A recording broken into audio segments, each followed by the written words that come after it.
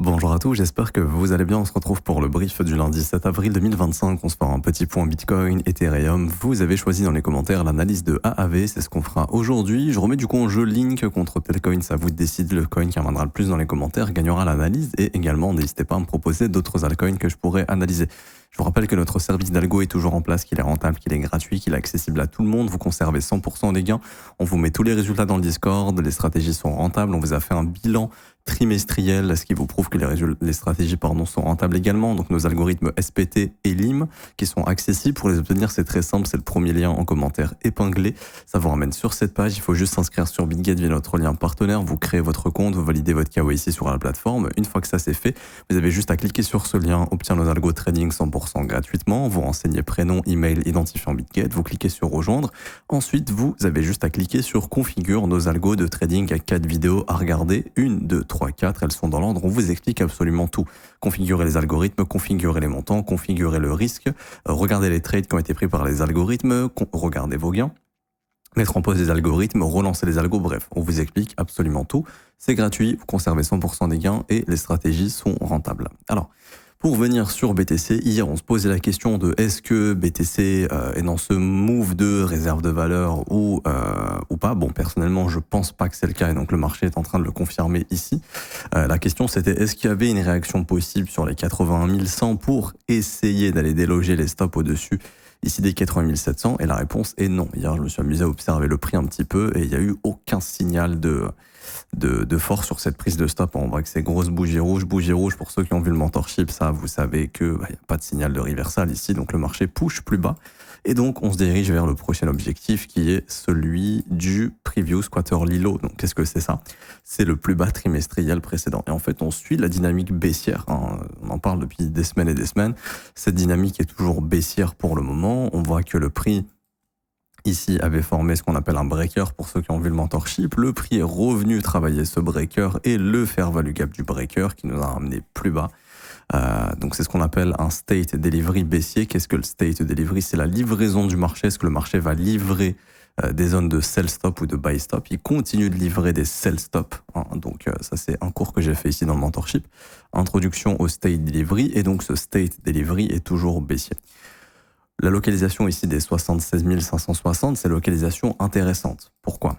Parce que c'est un plus bas trimestriel, parce que également c'est ici un fair value gap trimestriel qui s'est formé grâce à la bougie du trimestre précédent.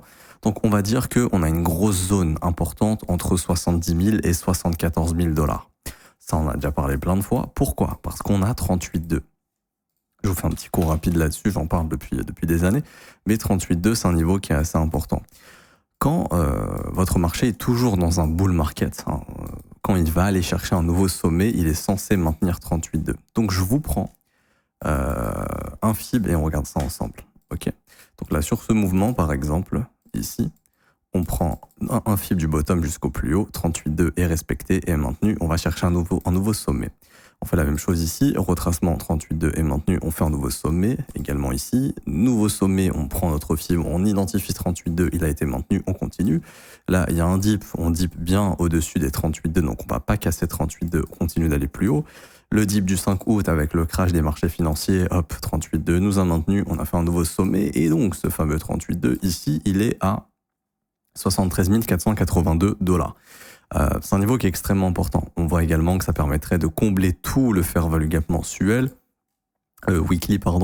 également tout le fair value gap mensuel, également une partie du fair value gap trimestriel. Donc cette zone, là, 70 000 et 74 000, elle est extrêmement importante. Si Bitcoin est chaud pour faire un nouvel ATH au cours des prochains mois, on est censé maintenir 38,2. Alors maintenant, on est dans des contextes assez volatile. Il y a les marchés, là, on va en parler bien sûr, des indices qui sont en train d'ouvrir en gap à la baisse. On verra aussi quels seraient les objectifs au niveau des indices. Je vous montre quelque chose après. Hop, on va aller dans macro and economy ici. Mais là, actuellement, 38,2, c'est un niveau qui est extrêmement important. Et ça, vous pouvez même le regarder sur le bull run de 2017. C'est un concept qui est super précis, super puissant, mais voilà. Vous prenez le mouvement ici 38,2 maintenu, on prend cette grosse mèche 38,2 maintenue, on prend également ici, il y a eu un gros dip, on est venu chercher parfaitement 38,2, on continue. Vous avez le crash avec BCH ici à l'époque, pareil, 38 de maintenu.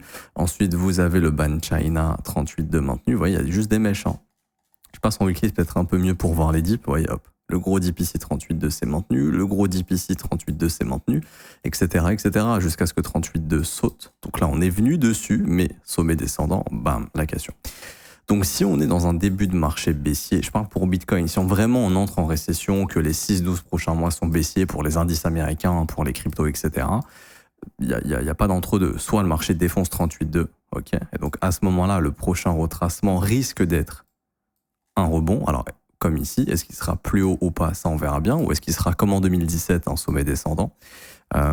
Si 38,2 est maintenu, c'est-à-dire que là, le crash sur les indices s'arrête et que la situation s'améliore, ben, on aurait bottom sur 38,2 et pourquoi pas au cours des prochains mois aller visiter un nouvel ATH, éventuellement, tant que 38,2 est maintenu, c'est la règle. Où il y a un monde dans lequel on forme ça, on fait un rebond et là, on casse. Et donc là, pareil, structure baissière, cassure des 38,2. Là, ça amènerait plutôt Bitcoin dans les zones de rechargement, donc à partir des 51 000 $. Enfin bref, ça c'est vraiment pour du long terme. Là, on s'en fout, c'est pas ce qui nous intéresse le plus. Ce qui nous intéresse le plus, c'est ce premier arrêt qui est à 73 400 et le Fair Value Gap Daily dont on a parlé depuis très très longtemps, qui est un Fair Value Gap vectoriel, qui sont comblés, je dirais, 8 à 9 fois sur 10, et que le marché peut revenir bosser très probablement entre 74 000 et 70 000. Si on regarde chez Coinbase, c'est ici que les gros ont envie de se positionner. Là, j'ai vraiment mis que les gros ordres chez Coinbase en spot. Il y a une demande massive entre 76 000 et 69 000 $. Donc cette zone est extrêmement importante et il y a déjà énormément d'acheteurs qui ont envie d'acheter ici. Si jamais on transperce ces zones, là oui, ça risque d'accélérer et ça risque d'être beaucoup plus moche.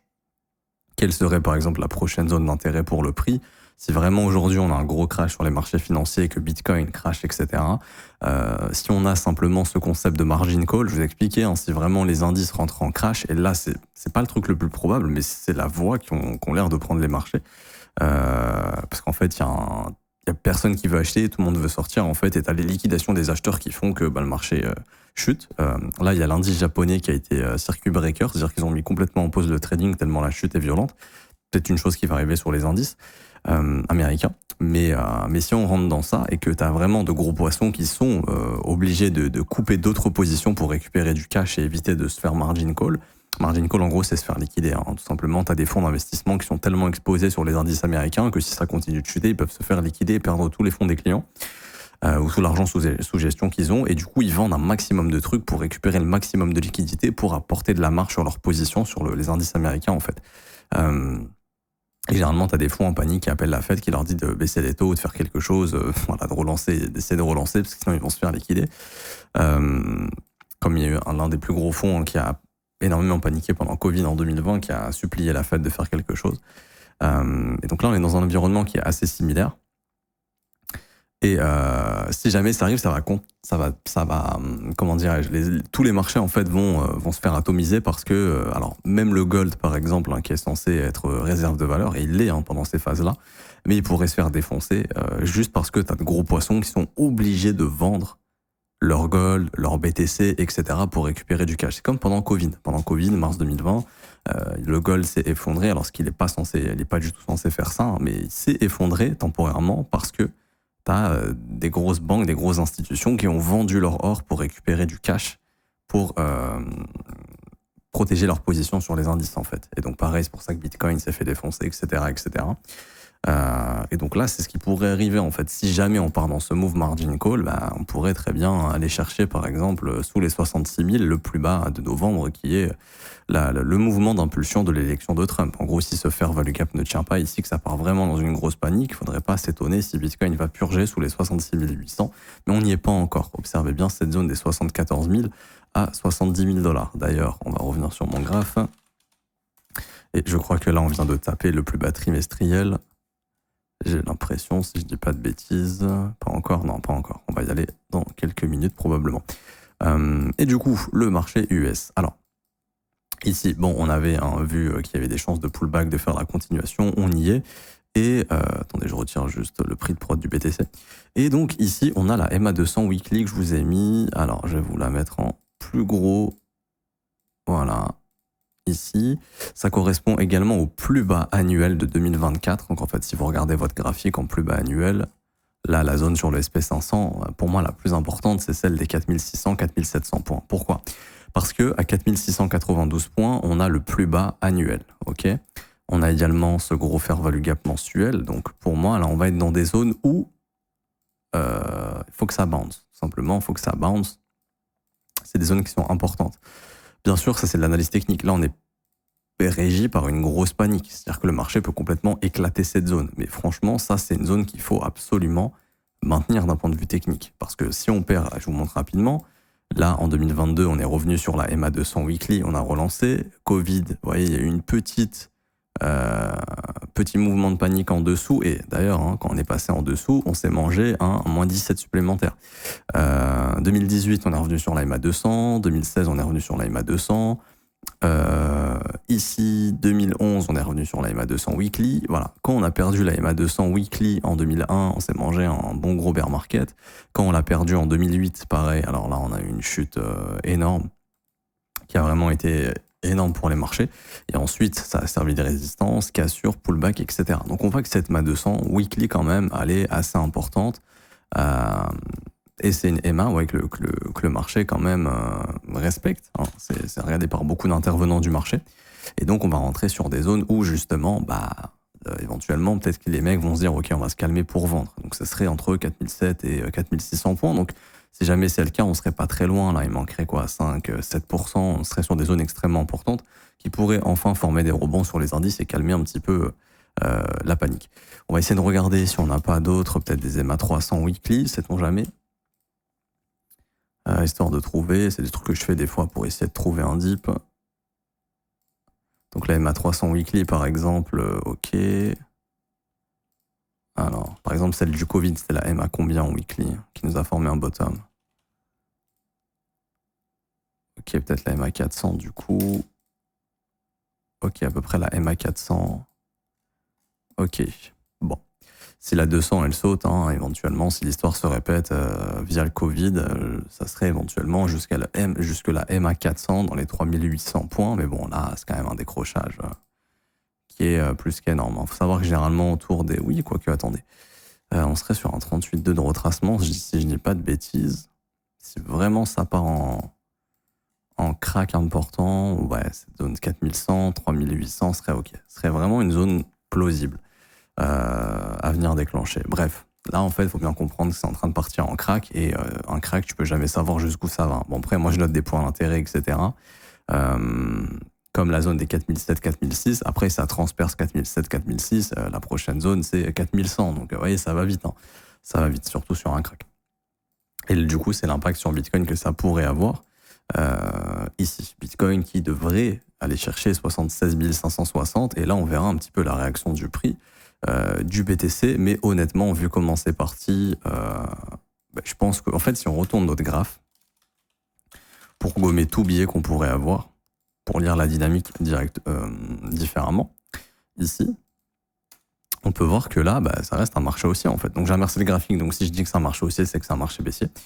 Et on voit que la dynamique, quand on inverse le graphique, elle est toujours haussière. Donc le Bitcoin est censé continuer de descendre et que quand je vois le graphique comme ça, si on était en bull market, je me dirais, ok, la prochaine zone de travail du prix, c'est clairement ici, quoi. Donc ça correspond toujours à la même zone, 74 400, 70 400. C'est vraiment une grosse zone sur Bitcoin qui pourrait éventuellement nous marquer un bottom. Concernant ETH ici, on voit que on est bien venu travailler cette zone des 1630, 1730, mais le marché est pas très liquide le dimanche et il y a aucun signe de force dans cette zone. Alors, hier, je regardais le prix en horaire, il y avait littéralement aucun signe de force. ETH s'est fait défoncer. Ce qui est normal puisque on a le marché altcoin, j'en ai fait une vidéo la semaine dernière qui a cassé un gros support sur Others BTC. Et donc là, ça a pas loupé. Les altcoins sont en train de se faire éclater vis-à-vis du Bitcoin. Donc Bitcoin chute et les altcoins chutent encore plus. Donc ça, c'était le risque et c'est ce qui est en train de se passer actuellement, malheureusement.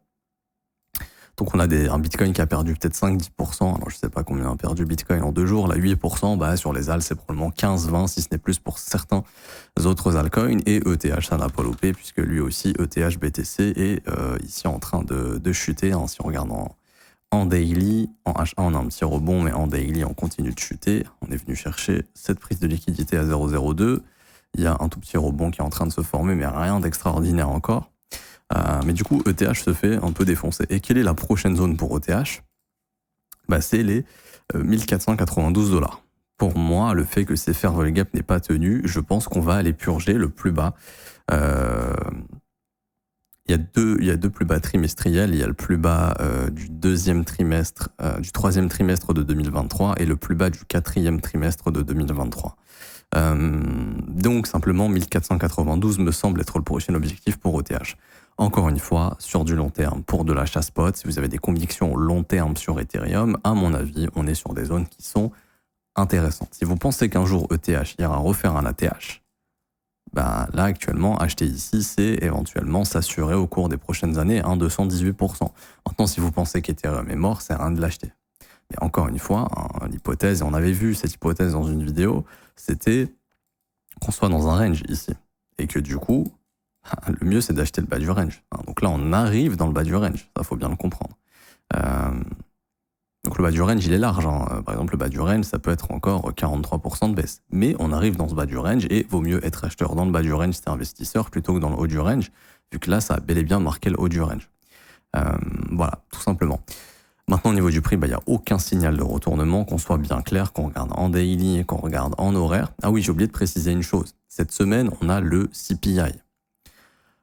Qui dit CPI, il dit News Echo. Qui dit CPI, il dit potentiellement bonne news, bad news, les chiffres de l'inflation. D'après Choflation, on devrait être entre 2,4 et 2,6, si je dis pas de conneries. En tout cas, on devrait être inférieur aux attentes, si Choflation ne se trompe pas. Et ça pourrait un peu booster le marché, éventuellement, parce que là, on est dans un mouvement de crack, panique. Même si demain, mercredi, le CPI, il est bon, autant les marchés continuent de tomber. Mais il y a une pattern, je l'explique souvent, qui est très puissante. C'est, vu que la news c'est mercredi, faut regarder ce qui se passe dimanche, lundi, mardi. Très souvent, si mercredi on a une bonne news, si mercredi c'est une bonne news, ce que peut faire le marché, c'est chuter le lundi, comme il le fait actuellement. Mardi, prendre le plus bas de lundi, et ça marque le bottom. C'est-à-dire que le mardi, on marque le bottom, et ensuite mercredi, si la news est bonne, on remonte. Donc ça à ne pas exclure, ok. C'est un truc que je vais observer personnellement. Le Mandelo, donc demain, ça sera que à partir de demain, mais demain, la prise du plus bas de lundi et la réaction sera importante. Parce qu'aujourd'hui, à mon avis, on prend les stops, ok. Et si vraiment la news de mercredi, elle est bullish, soyez pas étonnés si mardi, on prend le plus bas de lundi, comme ça. Et ensuite, il y a une belle réaction, on réintègre le range de lundi, et mercredi pour le CPI, boum, on remonte. Pour par exemple bosser le fair value gap qui va se former ici.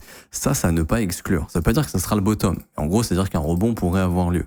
Est-ce qu'il faut se mettre all-in pour jouer ce rebond? Non, mais c'est un truc que vous devez observer. Par exemple, moi je me souviens que sur le FOMC du 18 ou du 19, je sais plus, le dimanche on monte, le lundi on monte, le mardi, regardez ce qu'on fait, on prend le plus haut de lundi, on réintègre. Donc là, tu sais qu'éventuellement le FOMC du 18 décembre ou du 19, je sais plus, un des deux, devait être bearish. Et c'est ce qui se passe ici. Souvent, quand le marché en début de semaine va push dans un sens avant des news échos, ça peut être un faux mouvement. Par exemple, vous vous souvenez ici, là, le lundi 24 mars, on est monté comme ça en ligne droite, d'un coup, bam, on s'est reverse. Ok.